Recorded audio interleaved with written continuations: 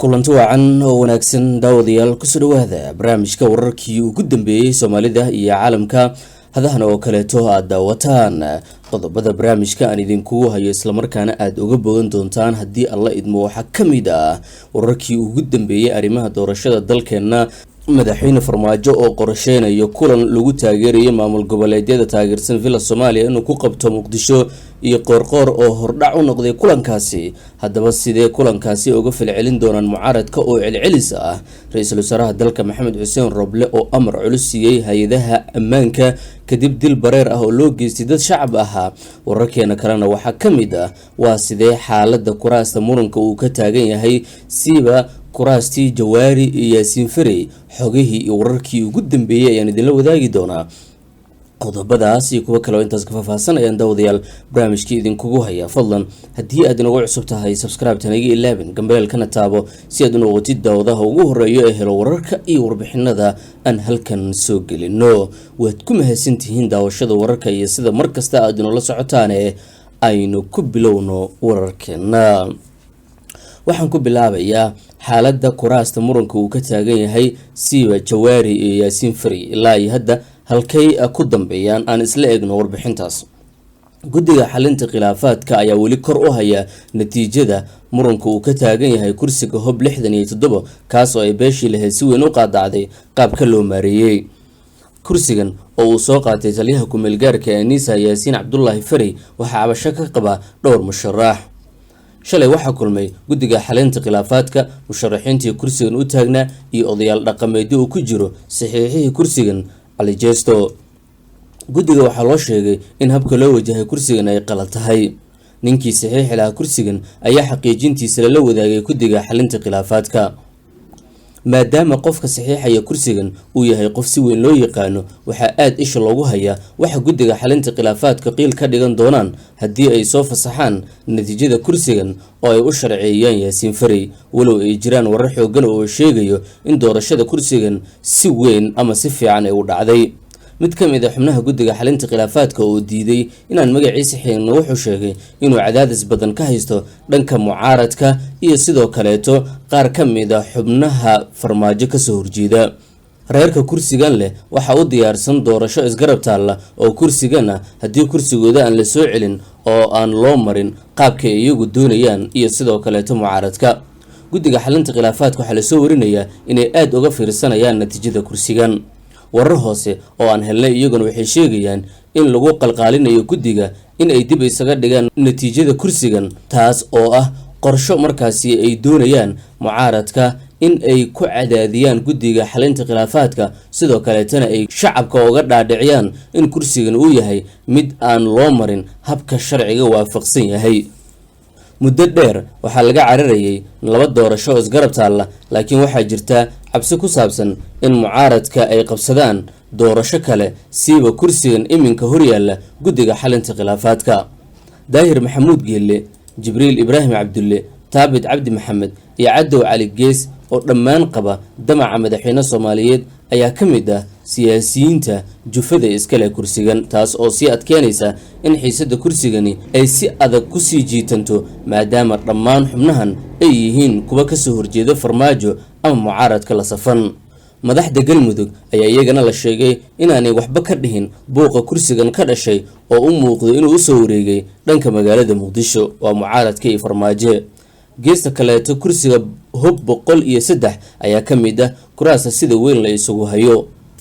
kursigan waxa muddo dheer ku fadhiyay Professor Maxamed Sheekh Cismaan Jawaari kaas oo 2 jeer noqday afhayeenka golaha shacabka Jawaari ayaa ku dooday in loo diiday xuquuqdii dastuuriga ahayd wuxuu ka soo tagay magaalada Baydhabo kadib markii lagu hor istaagay fursadihii tartanka oo dhan waa sida uu sheegay kiiska Jawaari lagu celiyay waxa la sheegay inuu ahaa mid siyaasadeed oo lagu hortagayay inuu bari qaato kursiga gudoomiyaha golaha shacabka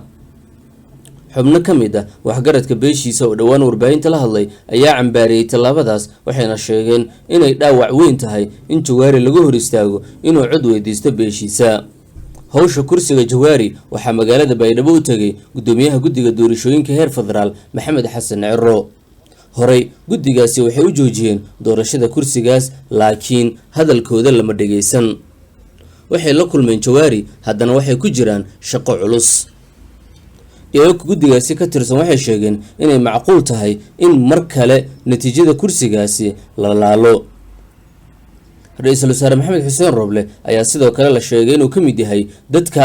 sida fiican ugu qanacsan xaaladda doorashooyinka labadaas kursi, hase ahaatee uu doonayo inuu iska dhigo nin dhexdhexaad ah. hogaamiyaha koonfur galbeed cabdicasiis laftagareen oo la kulmay rooble waxaa haystaa culays badan oo la xiriira sida uu jawaari markaasi uga hortagay inuu kursigaasi u tartamo, iyada oo cadaadiskaasna inta badan oo kaga imaanayo dhanka mucaaradka oo iyaguna aaminsan in laftagareen uu yahay nin si weyn ula shaqeeyo madaxweyne maxamed cabdilaahi farmaajo. waa hagaag waan idinla soo wadaagi doonaa haddii alla idmo wixii warar ah oo kusoo kordha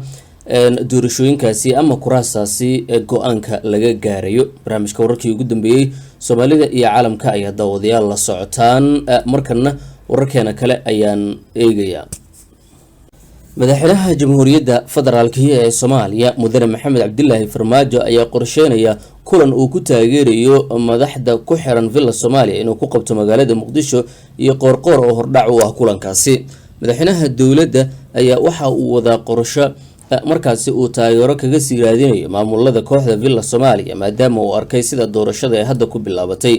waxaa magaalada Muqdisho ku sugan madaxweynaha maamulka Galmudug Axmed Cabdi Kaari Qoorqoor. sidoo kale wararka qaar ayaa sheegaya in Cali Guudlaabe uu isagana ku sugan yahay Muqdisho, qorshuhuna uu yahay Laftagareen inuu yimaado magaalada si markaasi kulan wadajir ah ay ula yeeshaan madaxweynaha dowladda federaalka Soomaaliya mudane maxamed cabdilaahi farmaajo. kulankan ayaa wuxuu noqon doonaa mid markaasi walwal iyo walaac cusub ku abuura siyaasiyiinta mucaaradka oo iyagu aan markaasi ku qanacsanayn sida doorashooyinka markaasi ay u socdaan maadaama aanay helin xildhibaanadii ay ku kalsoonaayeen ama xildhibaanadii ay markaasi rajeynayeen intooda badanna ay heleen ama uu helayba madaxweyne maxamed cabdilaahi farmaajo. waxayna kulankan farmaajo iyo maamulada taabacsan uu ka dhacayo Muqdisho ay noqon doontaa tallaabo kale oo murjin karta oo xitaa keeni karta in mucaaradku ay hubka qaataan. siyaasiyiinta mucaaradka ayaa horey ugu hanjabay inay tallaabo adag qaadi doonaan haddii aan laga fiirsanin tallaabooyinka ku saabsan doorashooyinka wadanka ka soconaya. waxa ay ku baaqeen in markaasi doorashada la joojiyo iyaga oo ra-iisul wasaaraha ka dalbadeen in uu arinkan soo farageliyo. islamar ahaantaana ra-iisul wasaaraha ayaa sheegay in doorashooyinka ay sii socon doonaan islamarkaana loo baahan yahay in doorashooyinka ay noqdaan kuwa daahfuran, isaga oo dhowr jeer kulamo la qaatay guddiyada doorashada qaybahooda kala duwan. si kastaba madaxweyne farmaajo iyo maamulada taabacsan ee Hirshabelle, Koonfur Galbeed iyo Galmudug ayaa la filayaa in ay markaasi u soo saaraan xildhibaano badan oo madaxweynaha ka saacidi doona in uu mar kale soo laabto ama ku soo laabto Soomaaliya taladeeda. barnaamijka wararkii ugu dambeeyay Soomaalida iyo caalamka ayaad la socotaan. markana ra-iisul wasaare Rooble ayaa hay'adaha ammaanka faray inay si degdeg ah maxkamad u horkeenaan askar ka tirsan ciidanka xoogga dalka Soomaaliya oo Muqdisho ku dilay wiil iyo gabar walaalo ahaa.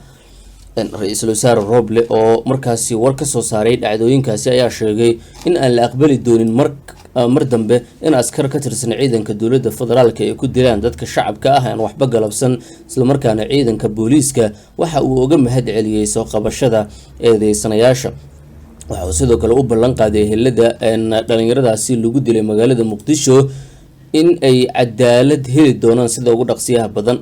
waxaan xanuunka iyo murugada la qaybsanayaa ogana tacsiyeenayaa qoysaskii ay ka geeriyoodeen Allah u naxariistay dhalinyaradii xalay iyo galabta lagu dilay Muqdisho ee Sakariye Maxamuud Xuseen, Suude Maxamuud Xuseen iyo Mahad Cabdiraxmaan Maxamuud oo caawa isagana la dilay. waa tallaabo wanaagsan in ciidanka booliiska soo qabteen eedeysanayaasha. waxaan farayaa inay si degdeg ah sharciga loo horgeeyo sida eheladooda iyo asxaabtooda ay cadaalad u helaan, ayuu yiri ra-iisul wasaaraha. iminka dowladda ayaa waa ciidanka booliiska ayaa si bareer ah u dilay Sakariye Maxamuud Xuseen, Suude Maxamuud Xuseen oo isla dhashay iyo Mahad Cabdiraxmaan Maxamuud oo isaguna habeen hore la dilay. waxaana kasii horeeyay labadaasi walaalaha ahaa oo habeen hore iyagana lagu dilay isgoyska dabka oo ah meelaha ugu muhiimsan ee magaalada caasimadda ah ee Muqdisho. islamarkaana dowladda federaalka Soomaaliya ay sida weyn ugu xoogan tahay. geesta kale booliiska Soomaaliya waxay sheegeen inay soo qabteen askartii ka dambeysay dilka dhalinyaradii muqdisho. taliska booliiska soomaaliya ayaa war ka soo saaray dilkii xalay ilaa iyo habeen hore askar ka tirsan dowladda federaalka ay ka geysteen magaalada muqdisho. dilalkaas kuwaas oo ay ku dhinteen dhowr qof oo dhalinyaro ah. intaas ayaan daawadayaal kusoo afmeerayaa barnaamijka wararkii ugu dambeeyey soomaalida iyo caalamka shanta TV aad ka daawanayseen. fadlan daawaday haddii aad nagu cusub tahay subscribe tanaga 11 gambaleelkana taabo si aad u noqotid daawadaha ugu horeeya ee helo wararka iyo warbixinada aan halkan soo gelino. oo aad ku mahadsantihiin dhammaantiin daawashada wararka iyo sida markasta aad inoola socotaane nabadi.